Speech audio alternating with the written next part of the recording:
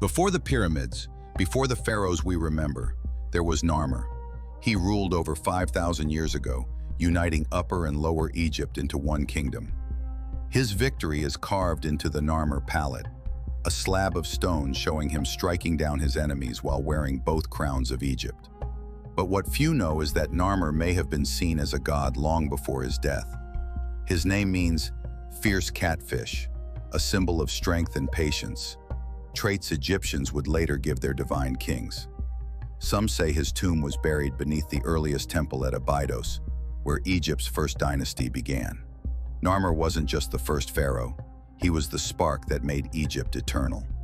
2,000 years before Cleopatra, a king named Khufu dreamed of eternity. He ordered a monument so vast that no one since has matched it, the Great Pyramid of Giza. Built from more than 2 million limestone blocks, it rose nearly 500 feet high and aligned perfectly with the stars. But the man behind it remains a mystery. Ancient records describe Khufu not as a tyrant, but as a ruler obsessed with immortality, convinced that perfection on earth could secure life after death. His burial chamber was sealed deep within the pyramid, yet his body was never found. Even today, the Great Pyramid stands as the only surviving wonder of the ancient world, Khufu's dream, carved in stone. Nearly 3,500 years ago, Egypt crowned a woman who refused to bow.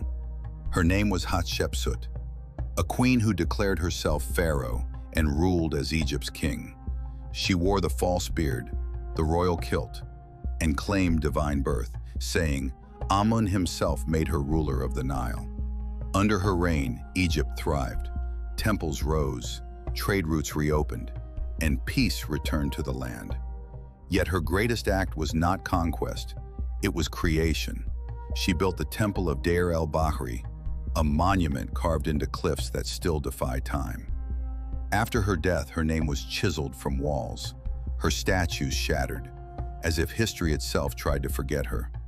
But Hatshepsut endures, the woman who became king. 1,300 years before Cleopatra, a pharaoh named Akhenaten dared to rewrite eternity. Where Egypt once worshipped hundreds of gods, he proclaimed there was only one, Aten, the living sun. He closed temples, erased Amun's name from every wall, and built a new capital called Amarna to worship his vision of light. At his side stood Nefertiti, not a silent queen but his equal, shown in stone striking enemies and receiving the sun's rays as a goddess herself. Together they ruled a world bathed in gold, a kingdom of warmth and faith unlike any before. But when Akhenaten died, priests rose in vengeance. His city fell to sand, his name was cursed, his god forgotten. Only one image survived, a man and woman hand in hand beneath the sun, defying time itself. Her name meant, "The beautiful one has come." But Nefertiti was more than beauty, she was power wrapped in grace. As queen beside Pharaoh Akhenaten, she helped reshape Egypt's very soul, turning worship from 1,000 gods to one, Aten, the radiant sun. Together they built a new city, Amarna, where golden light replaced incense smoke and the sun's rays touched only them. Nefertiti was no silent consort. She ruled as an equal, depicted in carvings striking enemies and leading rituals reserved for kings. When Akhenaten's revolution collapsed, she may have ruled alone under another name, a hidden pharaoh erased by vengeance. Her tomb was never found, her story scattered across broken temples. Yet her face endures, immortal in stone, serene and eternal.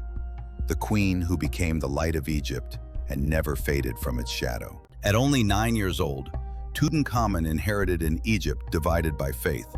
His father, Akhenaten, had defied centuries of tradition by erasing the gods of old. The temples were silent, the priests powerless, and the people lost. Guided by his advisors, the young pharaoh restored the worship of Amun, reopened the sacred shrines, and returned the kingdom to balance. But his reign was brief, less than a decade before his mysterious death at 19. For over 3,000 years, his name vanished from every record, forgotten by time itself. Then, in 1922, his tomb was found sealed and untouched, filled with treasures, chariots, and a golden mask that caught the light of eternity. Tutankhamun never conquered lands or built vast temples. Yet in death, he became the most famous pharaoh of them all. The boy who restored the gods and achieved immortality. More than 1,000 years after Narmer united the Nile, Ramses II rose as Egypt's greatest ruler. He was warrior, builder, and god among men, leading armies across deserts and rivers, his chariots blazing beneath the unforgiving sun. At Kadesh, he faced the Hittites in one of history's first great battles, a clash so fierce it ended not in conquest, but in the world's first peace treaty. Yet Ramses' power went beyond war.